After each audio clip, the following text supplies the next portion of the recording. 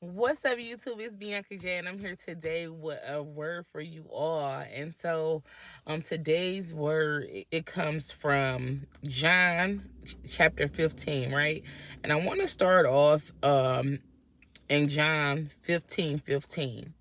Okay, and so if you all have already read John 15, then please go back and reread it today. If you have time, or if you are familiar with it, then great. If not, go and read it. If not, reread it, right? And so John 15:15, it says, "No longer do I call you servants, for a servant does not know what his master is doing. But I have called you friends, for all things that I heard from my Father I have made known to you." I'm going to read verse 16 as well. And so verse 16 says, "You did not choose me, but I choose you and appointed you that you should go and bear fruit, and that your fruit should remain, that whatever you ask the Father in my name, he may give you." And so that was John 15 verses 15 through 16. So be sure to go back and reread those or read those, you all. And so the Lord had, about a month or two ago, the Lord had been talking to me about he calls me friend, right? So he calls you friend. And so that's where I pulled from this scripture, from how I was led to this scripture. Okay. And so um this morning in our alone time, the Lord reminded me of he calls us friends, right? And so those who have a close relationship with the Father, who have a close relationship with God, have a close relationship with Abba, we know God as Abba, right? And Abba means Father, right? And so we have that close relationship with God, that close relationship with the Lord, right? And so these are people whom the Lord has chosen, right? Just like verse 16, it says, "You did not choose me, but I choose you and appointed you so that you should bear fruit, and that your fruit should remain, that whatever you ask the Father in my name, he may give to you." So the Lord is saying that he has chosen you, right? And so just like in verse 15 where it says he calls you friend, no longer do he call you servant, for a servant does not know what the master is doing. But because he have chosen you, you know what he is doing. He has told you the things that his Father has told him, right? Jesus has told you the things that his Father has told you, right? So no longer are you in the blind. So no longer are you a servant. You know him, right? You have a relationship with the Father. You have a relationship with the Son, right?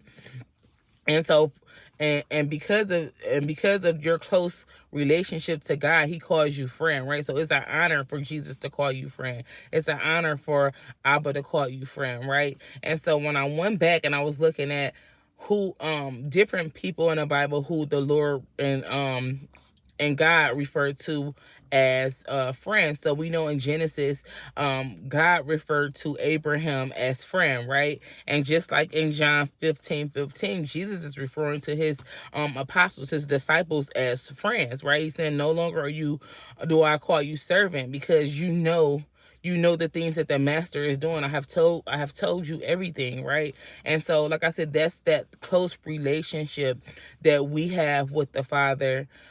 We have with Abba, the close relationship that we have with Jesus, and so because of these things, he calls us friends. So I just want to put emphasis on friend, right? So I the a person who may have been led to this video today, you may have been feeling like you may have been crossed by family, maybe some friends, maybe a spouse, they have come against you, right? Or just people in general just coming against you at the workplace, just heavy spiritual warfare, right? And the Lord is saying that the Lord is saying, for the person who have been betrayed by friends, the Lord is saying those weren't really your friend, right? Those people weren't really really your friend, right? Like Jesus is your friend, God is your friend, and this is for those who the Lord have chosen, right? These is for those who have consecrated themselves to the Lord, right? And so he said, what the Lord is saying is, don't worry about those past relationships, right? Those people that you have lost in the past, those people who have done you wrong, they were never your friend. You see, God does not use the word friend lightly. Jesus did not use the word friend lightly. So that is not something that the Lord uses lightly, and it's not something that you should use lightly. So whatever has gone, right? Those people who have done you wrong, they done you wrong, but the Lord said those people had to be removed, right? Whether it be family, friends, a significant other, they had to go. Those weren't your people, right? And so, and I wanted to be sure to include John 15:15 so you can see how you're put, for the person whom this word is for, you can see how your position has changed, right? You have gone from servants to friend, right?